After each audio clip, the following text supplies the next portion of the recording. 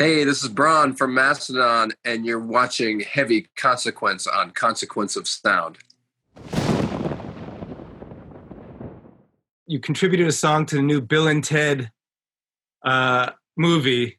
I was able to hear in advance of the sing. Oh, yeah? Yeah, Rufus Lives. Oh man, it's a hard hitter, and the drums are really in the forefront. So really great job on that one. And I just wanted to hear about how it came together, and just kind of were you contacted by the filmmakers, and then about the song itself, putting it together.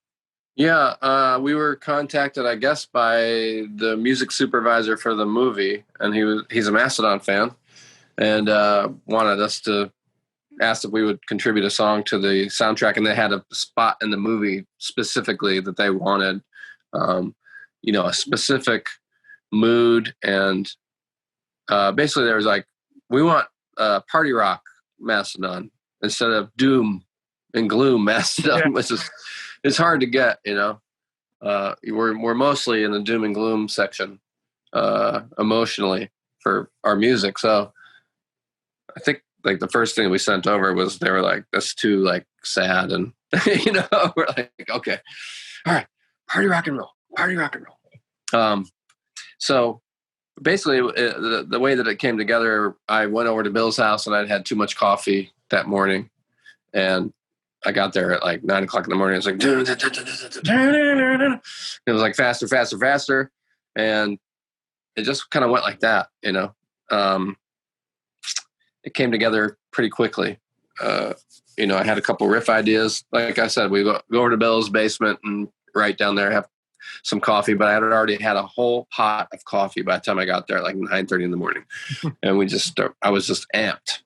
And so that's really how it came together. And then when we got the scene that it was going to be in, we understood the circumstances of the scene. We understood what was happening. And so then we wrote our lyrics around that and tailored it to the actual song. And we picked Rufus Lives for a title because we love George Carlin, and he's not in the movie because he is a deceased person, but we love him, and we wanted to kind of take the opportunity to tip the hat to a great human being, as George Carlin was a great human being, great comedian, and like in the realm of Bill Hicks or somebody that was really